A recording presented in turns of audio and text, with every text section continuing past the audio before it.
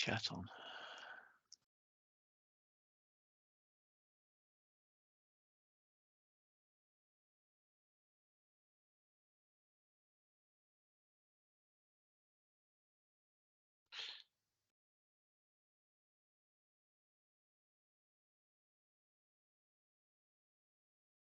It looks like Alex is having a few technical issues.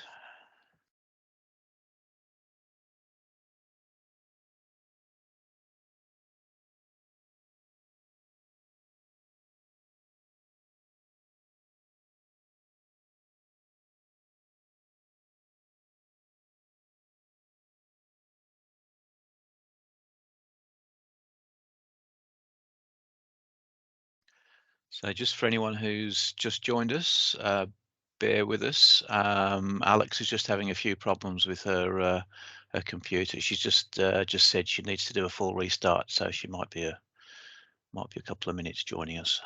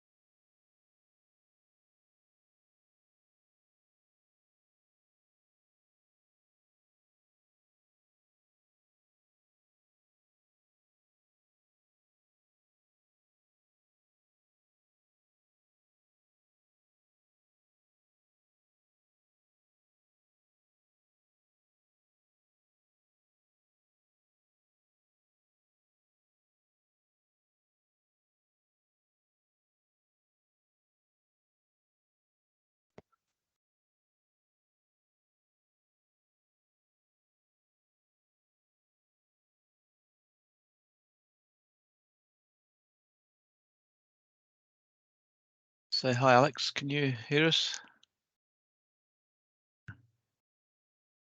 Where are you? You're muted, Alex.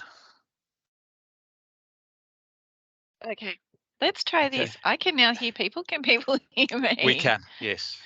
Oh, great. Now I've got to get the 5 billion documents open that I had to show you all. And get back into the system. Hello again. For those of you who've not met me, I am Alex Tillman, who is now trying to find a whole bunch of documents. I am the business partner for the next under a month. If you haven't heard, I am departing UNSW. And I'm going to take you through hazards and incidents today. I know that we did have a session last week on hazards, but there was a lot of discussion. So I thought it best to have, and there are some new people in this session today, so we can have the discussion again as to what the concerns were about hazards within the area, within the school, and see if we can just clarify some of those points for you all. So I've just got one more thing to do, bear with me. And I just need to log into the system so I can talk you through it. Now, I believe Lani has sent you through the test environment. So if you are able to log into that, please do so now if you haven't done it yet, because we do want you to be able to click along as you go. So you might find certain situations pop up and it will open up the conversation. I want this to be a very open, fluid conversation. So please raise your questions as we go. And Alex, yep. just to interrupt, not everyone has access to the test Okay. site because we were given only 20. We were restricted people. to it, and we've got more people today. So if you do have access to it, please feel free to go along as we go.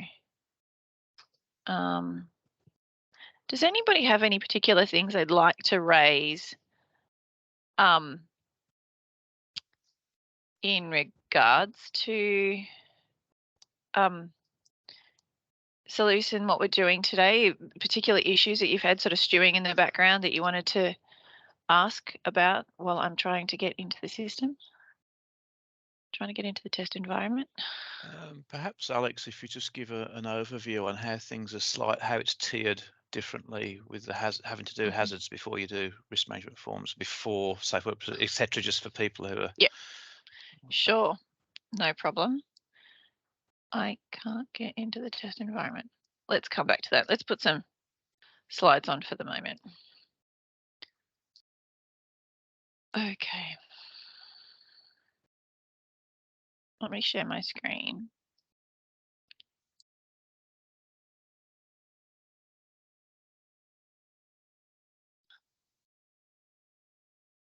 Oops, wrong screen. One of the issues associated with doing this via Teams is that I can't get you to raise your hand. So I'd like to sort of know who was in the session the other day and who is new to the session today.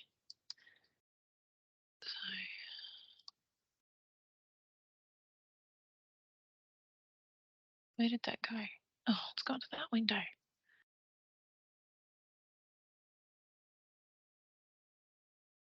Okay, so we've got a few of you. There we go. We got there. Whew, that was harder than expected. Okay, so we've got about 8, 9 of you who are new to the session today. Is that correct? 10, 11. Great. Okay. To give you an idea of how Salus has worked previously, we've been very used to SafeSys. And if you haven't heard before, SafeSys was made redundant thanks to the world of SharePoint discontinuing the license. So we've had to go through the process of getting a new system, which I think is going to be more robust. And whilst at the moment it is a lot of work and a lot of redevelopment of what our documents are, going forward it's going to be much easier to work on. So what we'll do is we'll just quickly go through Salus. And the main thing I wanted to just flag with you was that in the new system, we had WHS Monitor, we had SafeSys, and now we have Salus. In WHS Monitor, if you raised a hazard, it was what we would call a situational hazard. So we could see it, we could deal with it, we could manage it then and there, and we could consider either eliminating or closing it. and we had managed what was a hazard at a time. In the new system, we're going to be thinking about ongoing hazards. So they're the hazards in which you're going to have through your experimentation or your research processes. You're going to be turning around and saying, I have this hazard forever present. And that's where we acknowledge it, and then we can manage through the hierarchy of controls. So this is quite a different concept to what we were used to. We were very much sort of walking around, or we'd found something in a lab and going, that is a hazard right now, and we need to manage it. Now we're going to look at hazards and still call them hazards. It's no different in the system under the labeling of hazard. It's just how we enter it into the system and go through the process of going, all right, this is now an ongoing hazard versus one we're going to close off and finish. But I'll show you both again in the system. This is probably a bit of a flow chart from hell, but it's still an outline of what the different processes are. Lani, did you send out these PowerPoints the other day when you went through hazard management? No, we were never given the copy. Okay, well, I now have the copies, so I'll send it through. So it's not a problem. You'll be able to see this flow chart of how you go through of you found a hazard, you report it, you put it through for submission of analysis. So the supervisor is going to be going, okay, my person has found a hazard. I have a responsibility to ensure that that hazard is then managed appropriately. So we've gone through, we've sent it through to the supervisor. They're the ones who go, all right, we need to do something about this. Are we going to be able to assign actions that either go to EM, and that's what we've often been used to previously, and it used to go through the WHS monitor system of notify EM, EM would manage it and then close it out. And that process is still very similar now. But also we can turn around and say, we know this hazard is going to exist because we can't get rid of it. We can't eliminate it. And we need it to be part of what we do in our everydays. So that's then going to go to an actual process of reviewing within the central team. Another difference where we used to have in SafeSys, you could just list your hazards as you went or pull them out. And we ended up with 40,000 hazards in SafeSys. And to try and streamline processes, we have gone through the process of saying the central safety team are now the ones who review a hazard to be able to say, yes, this is going to be an ongoing hazard.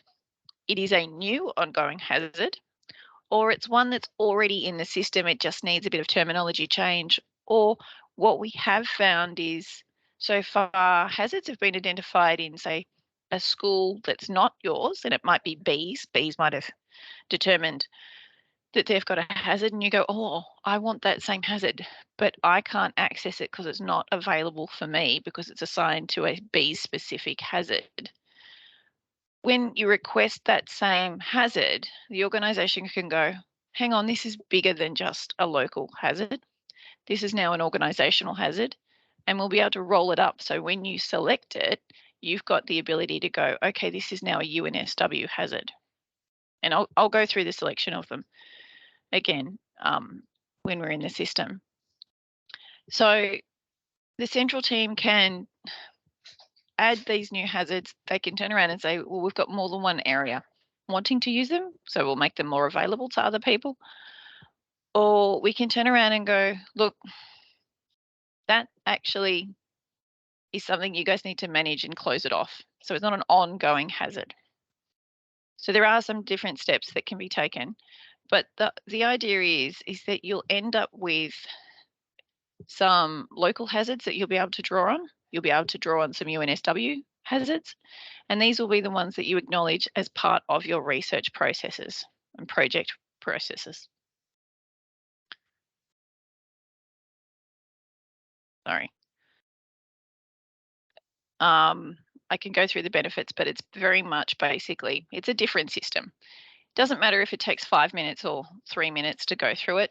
It's still, we need you to report hazards into the system for us. because we want to build a robust list of hazards across the university. Just go to the next one. At the moment, we've got about 350, 360 hazards in the system. We know that that is going to build because at the moment, the entry into the system is a couple of ways because we're still in kind of what we call hypercare. So we can get you to individually enter a hazard yourselves and say it's an ongoing, or if you've got a group of hazards that you know that you kind of need quickly, Lani has a spreadsheet or access to a spreadsheet that we can use to bulk upload some hazards into the system to try and keep the things moving. But at the moment, I have to acknowledge that each hazard is manually being entered into the system and there is a bit of a time delay. Last I heard it was about a couple of days, which I know is an impact on currently updating your processes. Are there any questions at the moment? Because I want to go into Salus for you all and show you the different areas of the system. I know Petrina did run through this the other day, but we can touch base on it again. Are we all comfortable? Please speak up because I can't see the chat at the moment as I'm talking. Or Lani, if you see anything come up, can you just flag it for me, please? Okay. Will do. Thank you. So when reporting a hazard, and I am in the test environment, can I please emphasize right now, if you are looking at Salus as you go with me today and you've been able to get access into the test environment, please ensure you have the words test twice on this page. Please do not practice in the live environment. We've had a couple of situations across the university where we have people practicing in the live environment and then we have to go through the process of requesting from IT to have them deleted out of the system. If you don't have access to the test environment today and you want to have a practice, we can arrange for that at a different time. We are restricted at the moment to only 20 licenses for a training session. So please don't feel that we're cutting you out if you don't have access today, but we can hopefully work it through for you. So going back to, sorry, I've got issues with the PowerPoint doing something weird.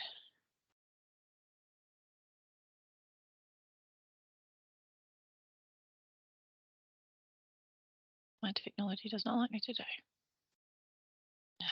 Escape out of it. That's better. When we report a hazard, whether it being an ongoing hazard as part of your research and what you do, or a hazard that you've determined that is a one-off hazard that is now going to be able to be managed appropriately, might take time, but still we need to be able to go, I've identified that, but it's a one-off. The system is still the same. In your home pages, you will always have report a hazard.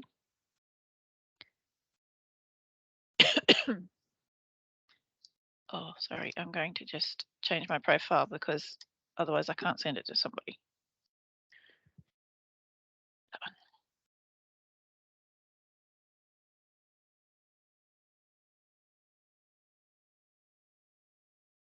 Okay, I can report a hazard, very simple.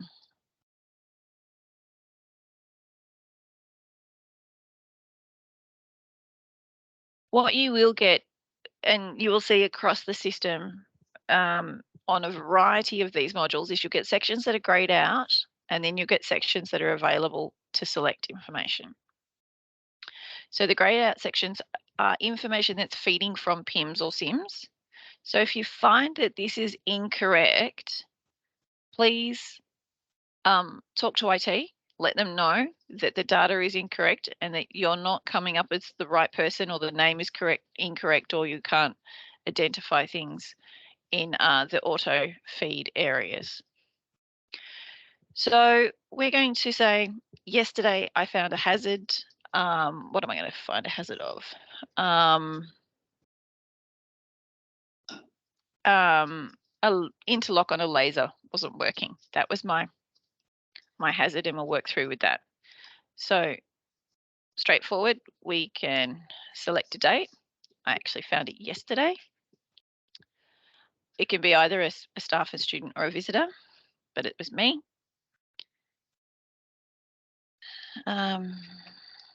Interlock on a laser wasn't functioning. So this is not an incident or a near miss because I found it because I wasn't in the middle of endangering somebody, or it wasn't an incident that had generated a concern at the time and exposed somebody to injury or illness. It is something that I have found because it was broken as I walked past it. Interlock. Oops, please excuse my typing as we go today. Button on laser device can be seen to be cracked, something like that. I'm not part of the Faculty of Science or Aviation. So this should normally feed to who you are. But if I take me, for example, I also know that I'm part of a different division to engineering. So I can come in and, I can use these faculty trees, and it should always look like this when you first come in.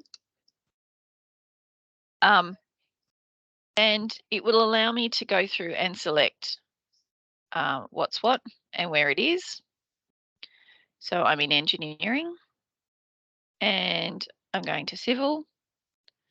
And let's go to WRL. Okay. Pretty straightforward little selection there.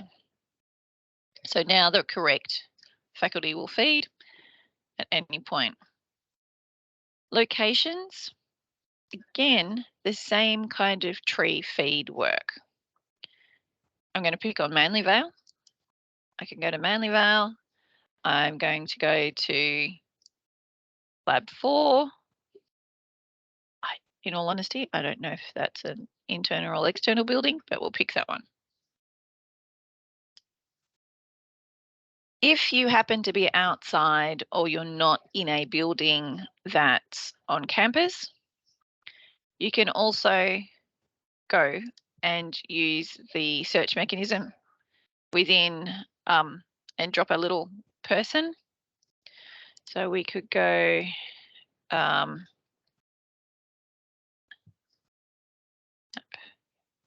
might be because I've already ended up in the selection in there. That you just end up putting in it. Oh, here we go. Here's the location. Manly Vale, New South Wales. It will zoom in for me. You guys are up here somewhere. Here you are. Wasn't in a... I was down around the back of the building, here somewhere. So I can put a little set marker here, and it actually allows me to put in a Google location pin, and it will also flag into here. This is where we start to talk about the hazards and have through our mind that this is a one-off hazard. I'm going to go back in a moment and put in an ongoing hazard. Okay. So this is in our test environment, so not all the options will be in here.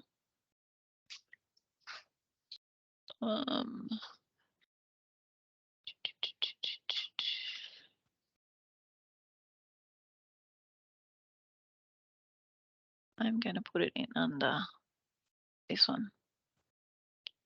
Well, I could actually break it down. I know lasers and radiation are quite different. I'm just going to pick it as something different. Okay. So I've actually selected 2 different types of hazard there. I've put in a broader one, and then I've also put in a more specific one. I can go back in and select as many as I like. And this is the thing about this particular process now, is that we can turn around and not just say it's one type of hazard, but it's many. Okay. Once we've actually done that, we talk about how we're going to mitigate it. So we are going to contact supplier for new button. I now know that these biological ones are not applicable, so I'm actually going to select them and I can remove them. So you can go backwards and forwards. If there is something else, you can also free text it if you need to. But it won't show in the same way. Also across the system are these little eye information radiator buttons. So it will allow you to give some further information on what information we want here. So in this one, it's sort of saying select the appropriate category to align with the hazard identified, and you go through and you select. Now in this situation, because I'm acting as a student here or a person, doesn't really matter, but in the profile here, I've assigned it to a responsible supervisor. Often we will find that we want to assign it to somebody else. So again, you can go back in, and I'm not sure if Tracy's in the system anymore. No, I don't think I can. Z115. No. Okay, so what you would normally do is you would put in a name, search with the little magnifying glass, and the list of names will come up. Cancel. So in this situation, I know that my supervisor is 116. Go with it. I can also ask for other people to be notified, and they will be sent an email saying that this situation has been raised in the system.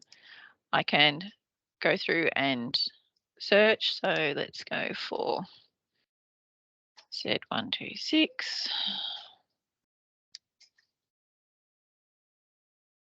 That's not working.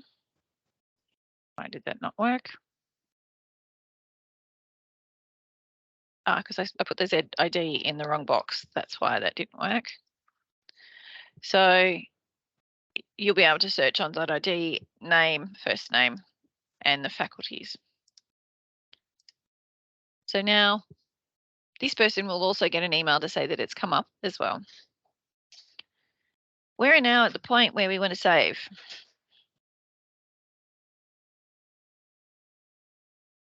Okay, so that's a bunch of emails saying it's gone out. Once we save, an extra tab is now opened up here. Previously, we just had supporting documentation. We've now got to the hazard analysis component. So if we go back to the PowerPoint, which I've lost, and my flowchart.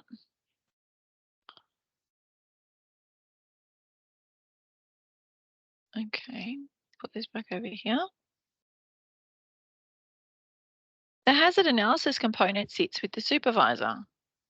So when the supervisor's got their email, it will say, this has been generated. You need to go in and do your bit and piece. Okay. So I'm now going to log out of this and go back in as the supervisor, who is 116. Come on. No. There we go. And I've been flagged here to say, oh, that didn't, so I wasn't supposed to do that.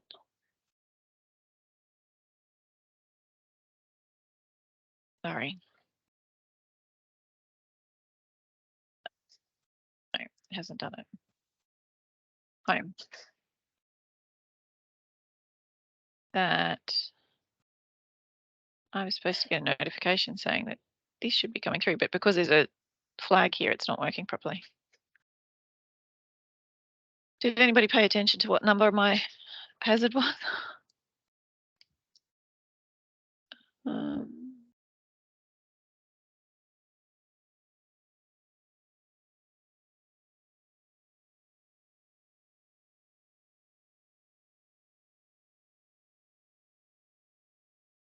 It hasn't gone through.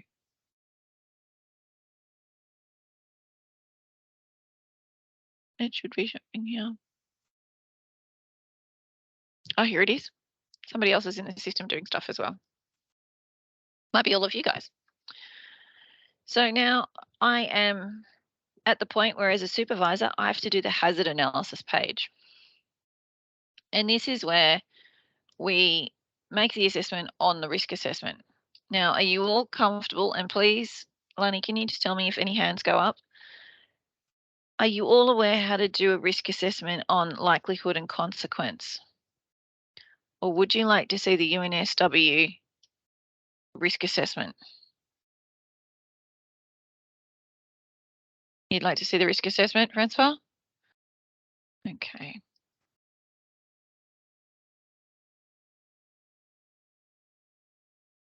No, we'll go this way.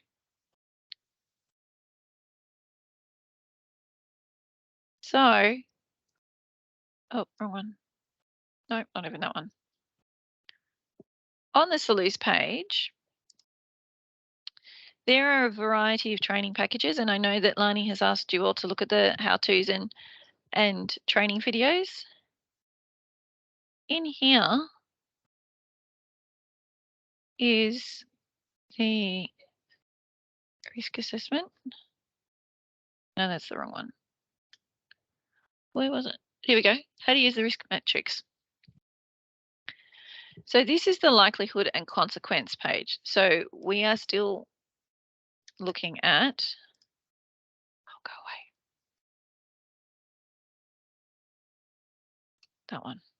We need to look at what likelihood do we have and what consequences do we have. If we then compare it to the matrix, we need to go, what is our likelihood of something happening?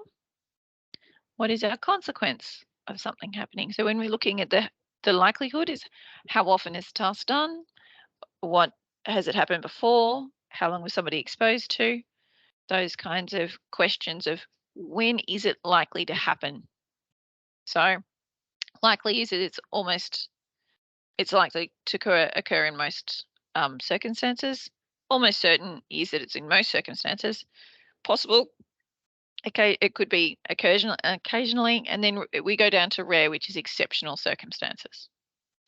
When we're considering consequences, we're again looking at what is the impact on the human at this point. There is an organizational risk matrix, and that is different. But when we're looking at what is it likely to do to the person, when we're talking severe, we are talking death, permanent disability to one or more. Major is a hospital admission. So that's something to really consider when you're ranking your hazards. Are people going to go to hospital if they are exposed to this hazard? Moderate could be medical treatment. Minor is first aid, and insignificant is not requiring first aid. Doesn't mean that there's not a consequence, but it doesn't mean that you need any kind of medical treatment at all. You take the likelihood, and we will say for this particular scenario, we've got a broken laser. The likelihood of being exposed to that laser is quite unlikely as far as I'm concerned. And I will also flag that risk perception is different for different people with what tasks they do. So if you guys were to talk to me about some of the tasks that you would do, I would quite potentially put them as quite high because of the risk level, the consequence levels or the likelihood of what you're doing. But because you do this often, and you are aware of the controls and how you manage it safely, your risk perception might be much lower. So there are some considerations when doing these risk rankings is what is worst case scenario of the consequence and what is the normal reality of likelihood. So to give you an example, sorry, go Lani. Alex, there's a question as to what is the time frame? What time frame are consequences to be considered over? Is it 20 years or what kind of time frame? Oh, that's a very good question. It would be in everyday activity use. So if you're doing this, we're talking consequences, not likelihood, because if you're doing it more often, then the likelihood is going to be more often and high and more closer to almost certain. The consequence can be based on, is there factual data for it? So what is an Australian standard? Are there other exposures to how many incidents have you had in the area? That will be able to sort of turn around and say, we've previously had consequences that were a broken limb. The time frame is very different depending on what you're dealing with. So chemicals could be different to say plant, could be to boat use, those kinds of things. That's a really hard question to answer. Thanks for that one.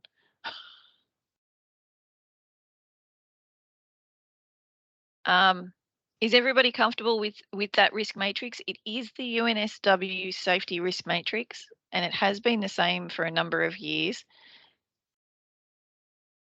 Does anybody have any questions? No? Okay. Okay, Alex, sorry, I've got one. Is that? Yep.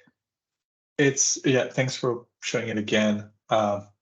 If we look at column minor and possible and unlikely, are the one that always sort of for me, it's a bit like looking at the glass half full or half empty. Like you really are going from medium to low, which my understanding in terms of you end up with a medium.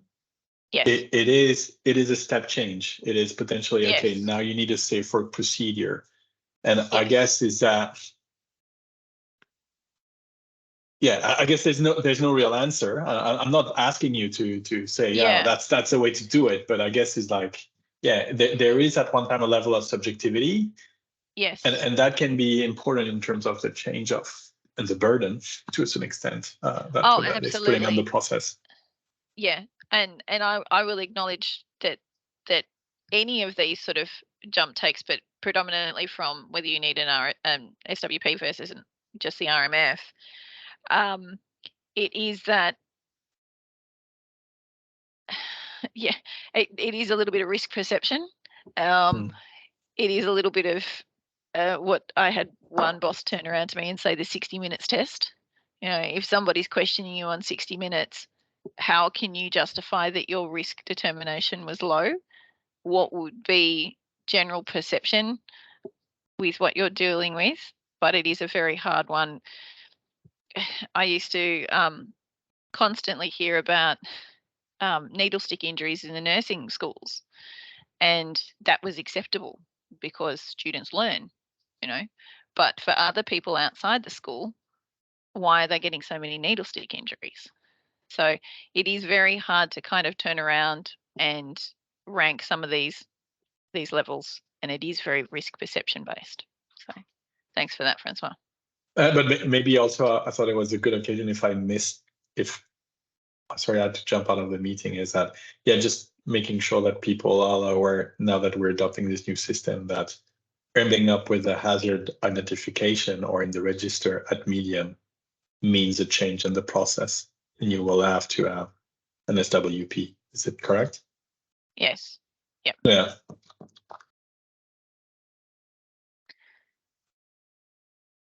Yep.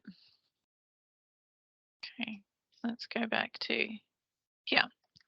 So now that we've sort of compared with the matrix, and for my particular incident, I'm going to say that the likelihood of that laser situation exposing someone to it because it's just sitting there. But the significance of, and I'm picking laser because we're dealing with a laser incident today, go back to it. If something, the consequence, I just needed to clarify whether it's a hospital admission or medical treatment.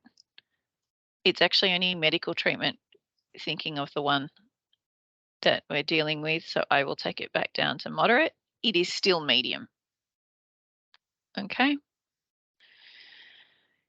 That's allowed us to put some kind of rank to it. So I'm going to add an action. We know something needs to be done about this situation. Repair, laser, lock out button, repair, contact supplier to fix button on machine 153, something like that. It is assigned to my supervisor, or if this was to be a part of fixed plant, so it might be a pressure vessel or something like that, or it might be air conditioning or something that's going to require estate management, you can tick the yes button and it will email estate management. I'll come back to the next steps there. I just want to put a date in here. Please be mindful when you're putting in dates for actions. It's no longer called a corrective action. It is just an action. Be practical. Don't just say you've got 3 days to fix this when you know it's going to take a month to get through. So be practical in your evaluation of when something should be done by. Okay, this one's not for an estate management. This is going to be assigned to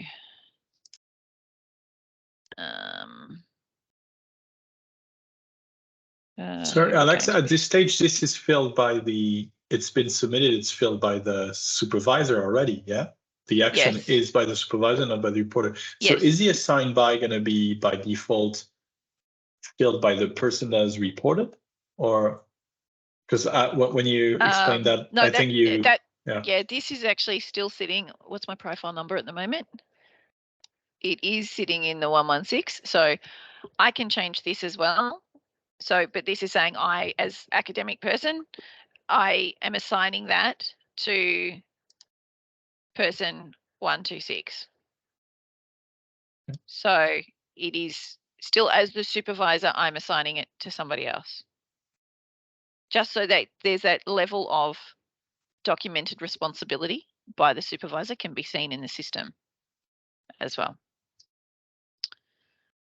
Okay. I'm going to prioritize that as medium because we can't use it while it's out. That's all blocked out. In the control library, we can start pulling out controls. I know that this is a bit of a burden for everybody at the moment. Let's see what we can get if we search for lasers. I'm in a test environment. I don't like my chances. Okay. Cancel. And this is going to build over time as well. So this is something that I've been flagging within the team as how do we develop this to make it a little bit more user-friendly. They are looking at it. They do want to make it a bit of a priority. The other thing that is interesting for you all as well is that you can search on, if you know you want to eliminate it, you can rank them here. So you can go, how do I just go through an elimination process? Or because I don't want to just use administration, I can use, give me a substitution one instead. Okay.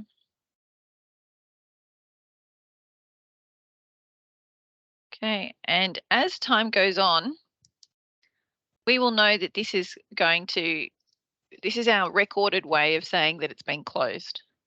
This is how we demonstrate that it's been closed off 100%. Button was replaced by supplier. And you've got a full record of what was done and when it was done by. So we okay that. Now, because this was a once off, we can turn around and say, I want to close this because all actions have been completed. It was completed by today, completed by me. This is where you can turn around and say, I'm going to have an ongoing issue with this button continuing to break. Therefore, I want it to be stuck in the hazard register. Or because this was a once off is what I planned, I'm going to say this can be closed because I've actioned everything I needed to right then and there. If you are going to have these hazards present in your research and your projects, this is where you ask for it to be added to the hazard register. And it's as simple as a yes. Does it need to be added to the hazard register? And it should have said yes. That will be the safety team's part. And then it will go through and the safety team, central safety team will actually be the ones who assess it. And we all get notifications. Okay. That's the basic fundamentals of hazards. We can also add in other supporting documentation. So when we were replacing the button, we could add some other items in there, but we haven't had to add anything here. So are we comfortable with hazard identification before I move on to incident management?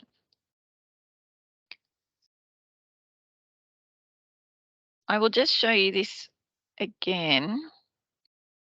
What we've just done now, pull this back over, is we've just worked through this process here. So we've identified the hazard, we've reported it, we've submitted it for analysis. Supervisor came in, went, okay, I've done the analysis, I've assigned an action, I need that button replaced. Person XYZ is going to do it. And then it's actually gone through and it's been actioned and it's been closed out. We turned around and said, it's actually not a one-off now. I've got a hazard for the laser in the lab. I'm going to send it through for a new hazard request to be added to the register. And that's where we have the safety team go through that process. Or we've got a hazard, we want to assign an action for EM to fix. We've gone through the EM process, we've sent it along, they've done their Arquibus bit and they've closed it out. They will notify you back to the supervisor, which then still has to go through that closing out process of 100% completed. Let's close this hazard and it will be closed out in the system. Okay. Let's just see if there was any other points that I wanted to raise in here. Okay, we did that. Okay. All right. Shall we move on to incident? Now is your chance to ask questions before I move on to incident. No? Great. All right. There is a question as to whether the hazard reporter could be the supervisor. Yes. Yes, and any supervisor can report at any time. Let me just go back to. So anybody can report a hazard at any point, and then they can also assign it to themselves for assessment as a supervisor. And sorry, you used the, the example that you had was potentially organizing, I guess, sending the equipment to a supplier coming there. If it's an action, a corrective action that needs to be done by a UNSW staff, will this person be, how will this person be informed within the system? It's an automated email like the one we receive when someone submits a document. It's on the dashboard. What is it? Well, there's a couple of things. So as part of the action, when we want to assign an action, that person will get an email. No, they won't get an email, sorry. They will get, when they come into their homepage, is that they will get An action here.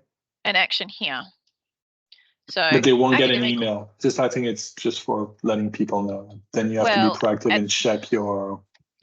At the moment, the notification process is being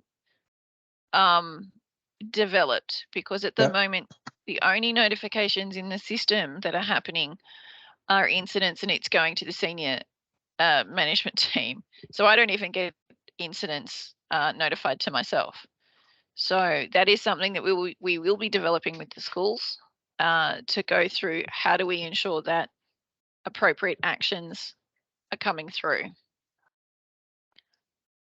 And notifications, because we had two issues in that when we ran the old PIM system, we were told there was too much noise and there were too many emails and people were just ignoring them. So when we were running WHS Monitor, there were very brief emails coming through and we couldn't link them through to be able to bring you into your system. That in itself was problematic as well. So we're now trying to get to a happy medium as to how do we inform everybody without having to inform the world at the same time. So, yeah. Cool. Thank you. So what I did just here was sitting in my action box was you've been assigned an action, and I just opened it and it opened it right up for me to say this is what needed to be done. This is not the same action, I will flag, because this is just one that's already in the system. Okay. And Alex, just like now that you have the pop-up of this, as a reviewer, I mean, I'm just checking mine, so on the system live, not on the test. I believe I have currently a document activity to review. Should this be put under the alarm clock or not? Or like the bell? No. Or no. No. Reviewing only action, no review? Yeah. So for you, if I can get rid of that pop-up window, you'll have here in your documents for my approval. So the bell is specifically, I mean, for incidents and actions. Incident and actions. Thanks. Thank you. No, that's really useful. Yeah. So in your approval bucket, for you personally at the moment, you'll have a whole bunch of these, whether they be activities, SWPs, or RMFs sitting there, which I'm sure is an interesting workload burden right now. All right, let's go back to, not that one. Oops, come back. Incidents. Has anybody had an opportunity to put an incident in the system yet, whether it be a near miss or an incident? Nobody yet? People are scared. They have been scared of the WHS Monitor experience. Please report your incidents. We are having a little bit of a concern at the moment with the stuff that's rolling through that we're not finding out for a couple of days. So if you are concerned about reporting an incident, touch base with Lani. If you can't get a hold of Lani, talk to me and we can enter it through together, because it's much better to have something in the system rather than nothing, and we can always go back in and put in partial information depending on what you know at the time. And that's what I did last week with another situation. Let me just skip past all these. Overview. So as you know, we have a legal obligation to we don't need to report our incidents. We need to be aware of what's happening, and you people are our eyes and ears at all times. Lani can't be everywhere across all her multitudes of rooms and spaces and campuses. I can't be everywhere across campus either. So we do rely on you to put your hand up and say, I've got this situation that needs some assistance. So whether it be an incident, a near miss, those kinds of things. So please report more than less. So we are reporting, of course, near misses, minor incidents. And one example I do talk about in my training is that a previous university I worked in had a staff member lose a finger from a staple injury. So no incident is too small to be reported.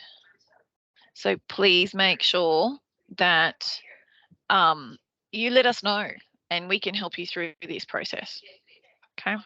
Of course, then there's major incidents and with touching wood, we've not had to deal with a fatality here in the time I've been here. So looking at the process flow, we've got an initial incident report, and if you fill out the notification, you do as much, excuse the background noise if you can hear it. We fill out as much detail as you can, and then the supervisor ends up with quite a significant level of interaction in the system. So that initial report is actually quite brief, and it is very much a this has happened. Then the supervisor comes in and says, I'm going to review it and go through the process of assessing it, look at what kind of consequences there were from it. And then 5 whys is a new process that we haven't used in UNSW. And one of the things I will send through to Lani is that there is a help guide on how to do 5 whys. Okay. One of the things I will explain to you is ICAM investigations. It is not something that you guys will be doing yourselves. You may be assisting the faculty coordinator or Lani to go through the ICAM process, but as a supervisor, you may be involved in that process, but you're not the one necessarily doing the ICAM. And it is something that we would use to go through an incident investigation in a very thorough manner. And then the safety team get involved at this point as well. So if I go back to the system, okay, go back to home. Just as easy as it was to report a hazard, we've got to report, I'm going to just go back to the other profile and see if we can get this one to work today.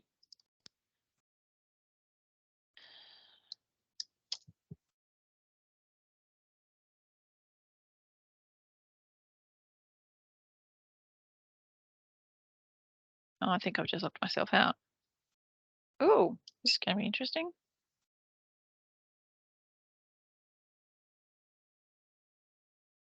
Okay, we'll go back into this one.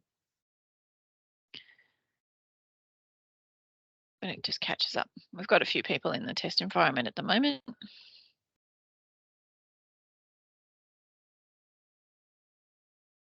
It should come up with the home window. It's just thinking. Here we go. Again, I'm just flagging anybody. If you are in the live system, please do not enter anything into it. If you need access to the test and you don't have access to test right now, let us know and we'll organise some time for you to go in. Okay. So to report an incident, we just say, click.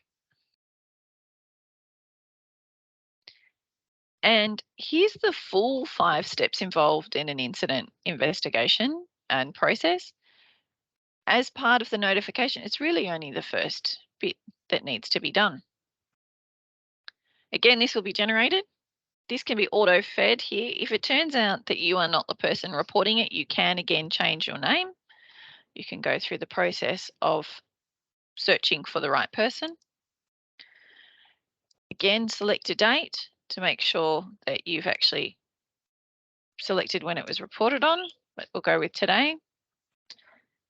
We will pick a time, just happened to be 12:01. And the incident date was when it happened. So we can say that it was Monday. And please note with the time, if you're free texting in, it is a colon. So we'll go 13:20. 25 on Monday. Let's go with an incident of someone cutting themselves in a lab. Student cut themselves with a scalpel. Not that you guys use many scalpels, but you may. Can I spell scalpel correctly? Yes. Okay. Yep. And then more of a description of while cutting sample for slides, student cut themselves with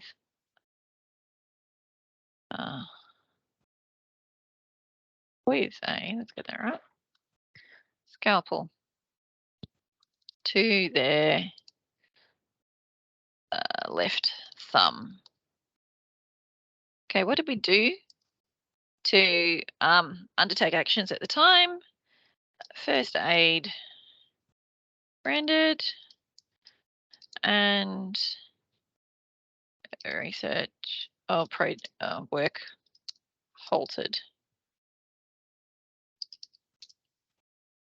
I don't know how to spell halted. There we go, halted. This didn't happen over at Bankstown Airport, so we will go to our tree and say, no, it's not in Bankstown Airport, but it was at Kensington.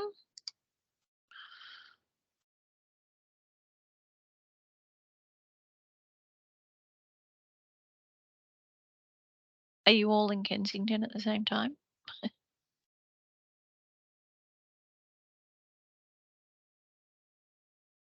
Okay, and these, I will acknowledge that the naming conventions here may be not ideal, but again, this is based on Archipus data. So we don't have access to to be able to reconfigure this, because this is what Archibus feeds to us. And let's see if I can find a building that's going to be practical to you guys. I'm going to pick Old Main only because it's right next to me. And they don't do anything with slides. Okay. Again, the same principle works if you want to do something on the campus. You can search for Kensington and then scroll in if you want to. Okay. We will find the correct faculty.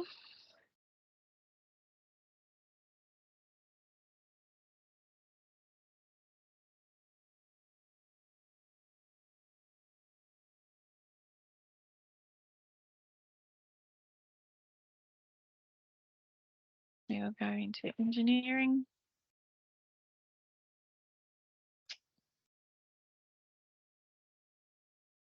And we will pick civil. And we're not going to pick on WRL anymore. Let's go for Water Research Centre. Okay. If you are dealing with an incident that is confidential, so it may involve somebody with a psychological situation, it may involve someone with a issue that they can't report through to their direct supervisor. You can flag this button here and mark it as confidential. As it says here, your responsible supervisor will not be notified. Okay, and that will flag up through the safety system that we have a confidential issue that we need to attend to. Okay, just to flag that one.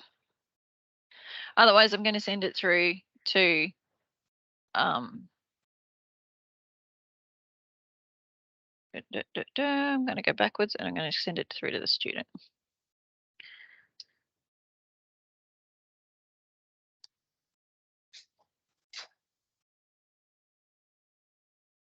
No, they can't because they don't have a profile as a supervisor. Okay, So in this situation, because I am already an academic, it's going to head of school, not my situation. So I'm going to save it.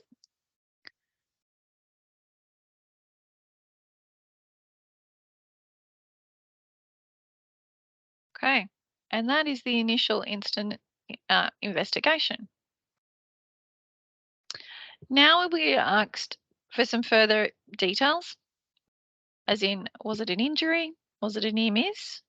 We do have some other categories there as well. If you select near miss, you cannot select any other categories. So you can't say it's a spill, you can't say it's a building HVAC. Okay, if you have, take that up, if you have an injury and illness, you can select others at the same time.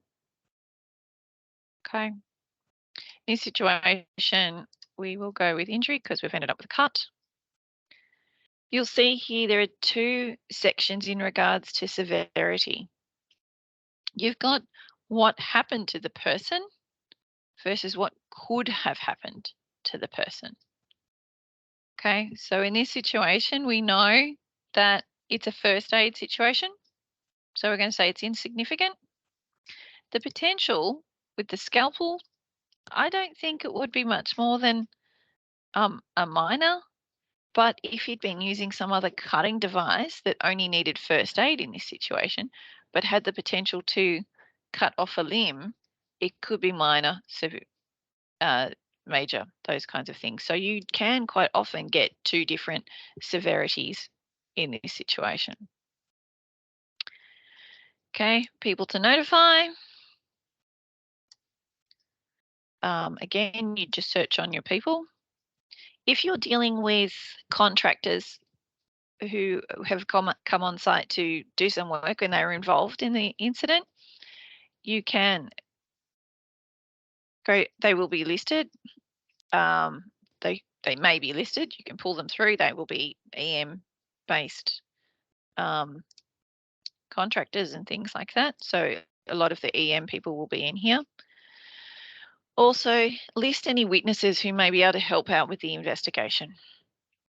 So if you pull out the selection list, these will be staff or students in this situation, or if you've got someone who isn't listed as a staff or student, and it may even just be the contractor's details, you've got a free text option here, and you can add in more than one at any time. So you could go Bill, you go Frank, excuse my typing, Jane, all those kinds of things. So you can add them in as you go. The joy of the system is it does have spell check. Okay, oral.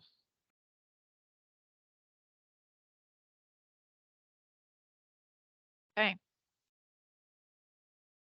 I'm going to leave this here because I'm now as I'm a supervisor, these are popping out on my incident. I did notice here that we've got another incident. So let's go across to there and we will see what happened to Calvin.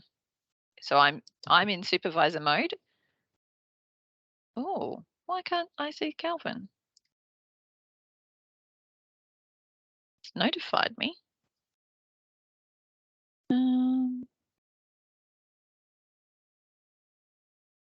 Oh, I should have. Okay. Incident, sorry. Incident management.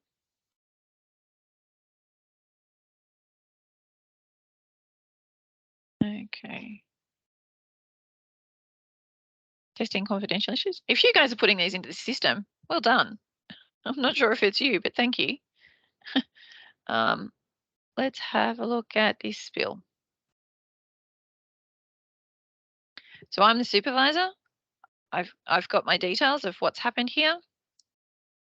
I can see that it was an injury and illness. It was a minor, it was a moderate. I can add in extra people to notify. I can also add in witnesses' details as we go. Let's have a look at the injury.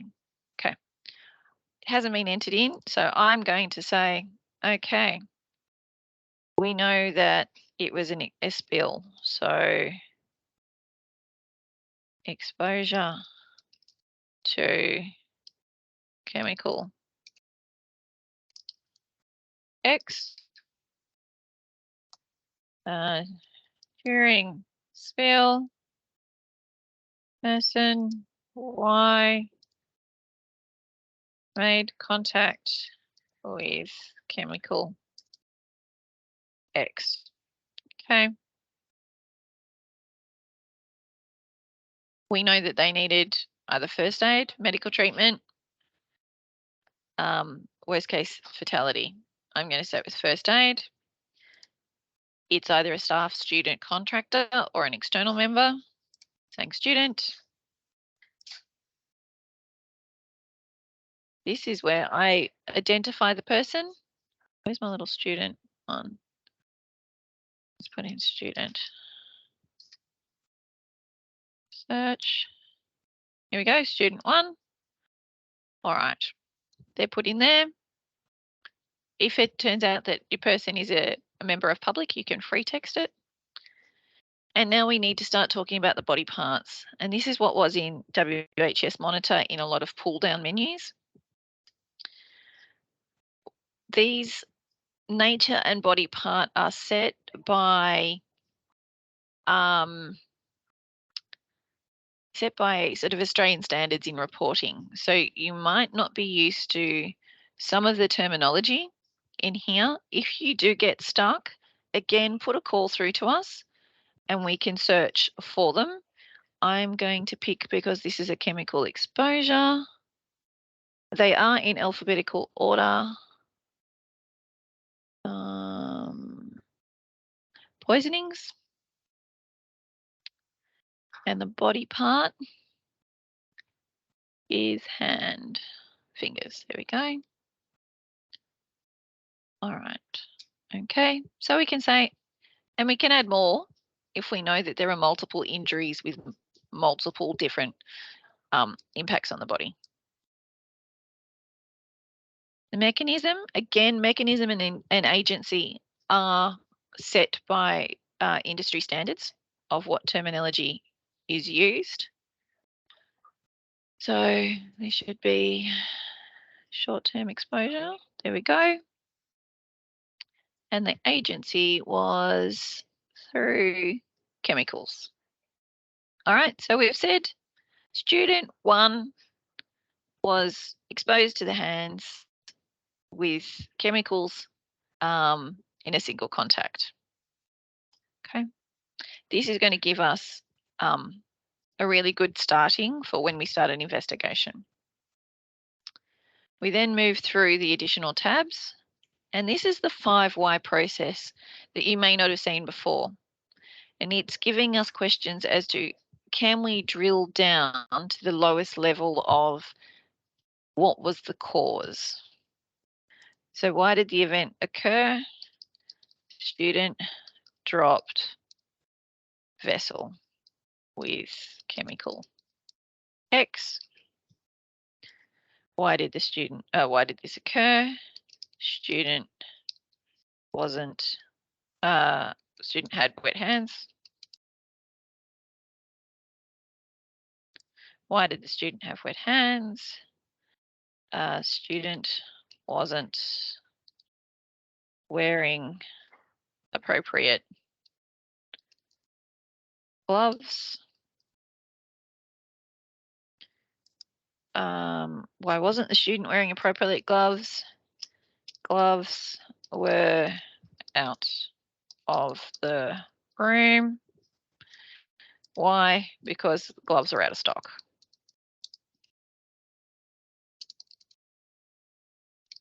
This is just a very basic drill down as to questioning what can we come up with as some of the causal factors as to why we need to go through this, or what can we change going forward to stop the incident from happening again.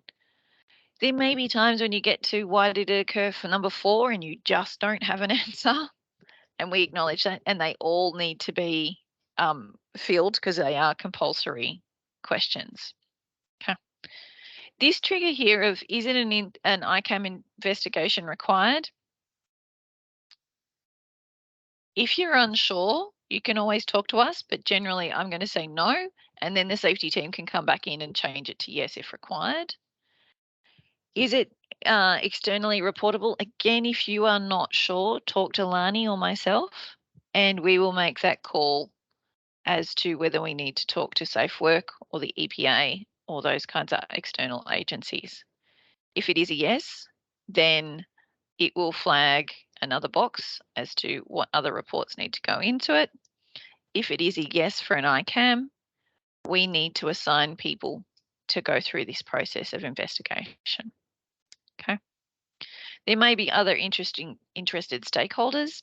So for a chemical, it might be the lab manager, it may be some other people that, again, you can pull into the report at this stage. Still, as a supervisor, you can put in the related hazards based on, I'm just mindful that we've only got sort of 10 minutes to go and I want some questions open. So you can pull out the hazards from the hazard register because, oh, look, here we go. We've got a chemical nice and early. Okay. Some more hazards in regards to the identified hazards as opposed to the ones in the register. You might have some local hazards. I'm just going to pick a random one here. Your RMFs and your SWPs can be pulled into here. So we've got an incident that's going on this morning where the first thing the lab manager did to me was, I will get you the SWPs and the RMFs so that we can, and it's now in an email chain across a bunch of areas, but if we know we can pull them out of the system and have them in the incident report, we will be able to have it all linked together. And we will know right from the start, oh, it's 3D printers, that one, that it's all here in one nice tight location for us.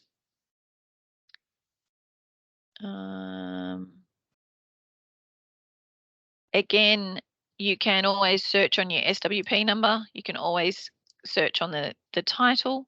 You can just pull up whatever's in engineering if you wanted.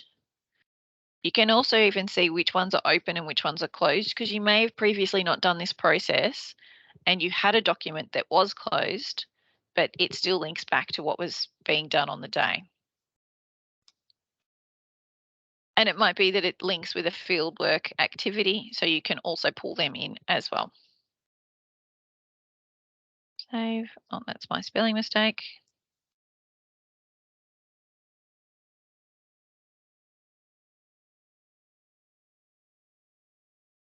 Okay. So most incidents aren't closed on the same day. So just imagine that we've gone through a week later. We've done some more investigation. We've come back, we've added in more documents. We've added in some supporting documents, which might be a bunch of photos. It might be manuals for equipment, all those kinds of things. We've added in some supporting documentation. We've determined that we need to assign some actions to people. So buy more gloves for lab 32. Purchase. Oh, if I don't get it right, it's going to ping me on it. Purchase gloves type for lab . It's assigned by me. I can give it a due date of by the end of the week. It may, again, we're just purchasing something here, so we can give it to a particular person. Or if it is something functional or a facilities-based thing, again, we can assign it to estate management. But the idea here would be I'm going to send it to guest contractor or whatever. Okay. And when we know that it has been, or here's some supporting documentation to say I need type whatever, I can add in again a photo, a video. Up to 10 megs can go into any of the attachments. Any sort of documentation can go into that process again. Go back to the action.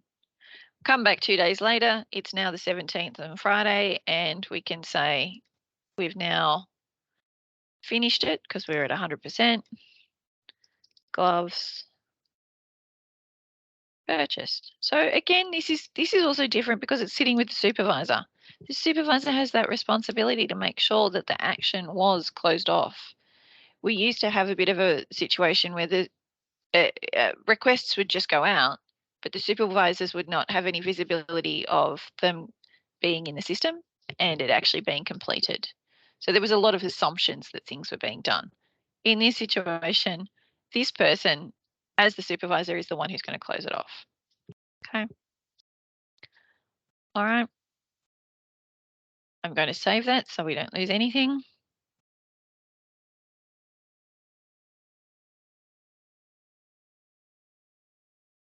Okay, more emails have gone out. And I've lost my sign off button. What number are we? 1178. Let me just close out of that for a moment.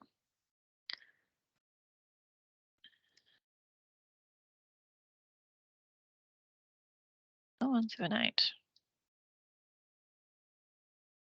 Okay.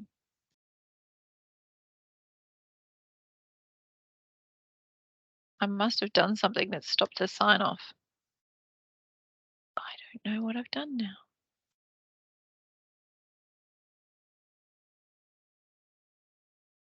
Action source. Oh, action completed. Okay. I do need to complete it. That's why it's not letting me do that. Completed by that person. Completed date. Today. Done. Save. It should give me my sign off back. There we go. Woohoo. I'm the supervisor. I know all my actions have been closed off. I know the investigation has happened. I can now turn around and say, hand on my heart, this is closed off. It's closed off today, or it might have even been closed off to, yesterday. All actions and investigation. I'm not sure if completed. it'll help or not, but did you want to go for the short walk with me? Sure, James. We'll go for a short walk. Oh, did you hear me? How did I do that? Yes. It's all right. We've only got a couple of minutes left. Okay. So I've said that it's all completed. I can now close this record. Okay. This will then show, and save it, of course. All right. It's going to show that it's closed here. But also, if I go back to incident management, have a look at all incidents, 1178, search, and this is the kind of situation that Lani will be doing often. She will be able to go, oh, look, it's been closed. And I can see that we've gone through the process, it's been investigated, all the actions are closed, and it's sitting there nice and finished. Okay. Are there any questions in the last 5 minutes on incidents? I know it was a whirlwind tour through the process.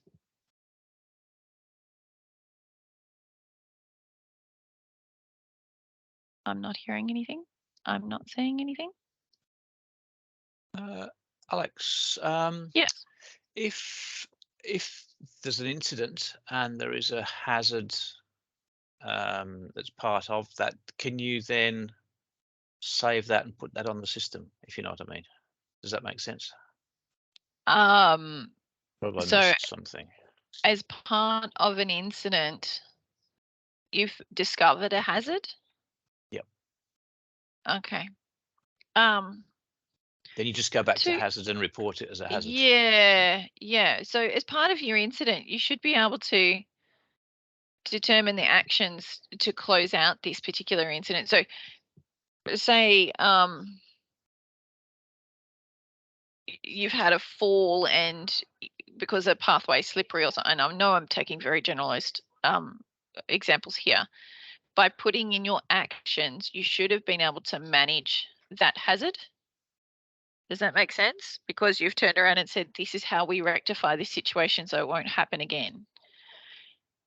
If there is a hazard that will be ongoing, and it will be something that will be popping up in the organization many times because of what it is, it's inherent, it's sitting in what we do every day, then that should be an additional hazard. Okay. Does that make sense? Yeah.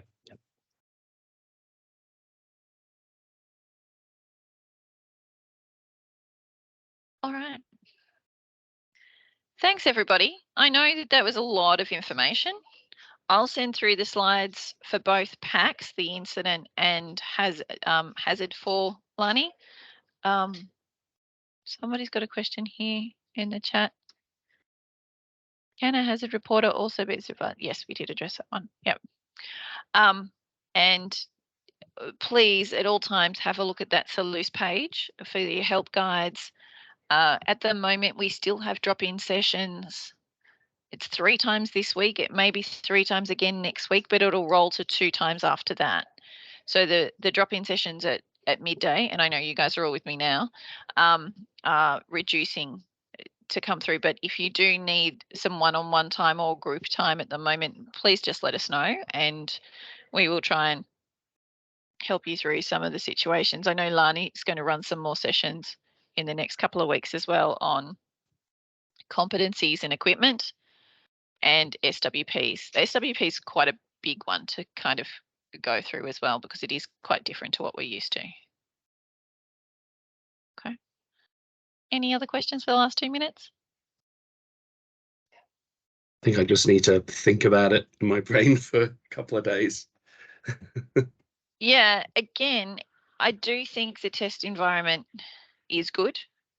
I do think it is a good environment to go in and have a bit of a play and see what works. The difficulty in the test environment is having different profiles. So if you can go into the test environment with somebody who you can work with to say, I'm going to report this, can you be my supervisor? Then you will see the next level. So you can do both sort of flows. And so you've got a good understanding of how that all works. That would be my recommendation. Okay. Thanks, everybody. Have a great afternoon. Thank you. Bye now. Bye. Thanks, Alex. No worries.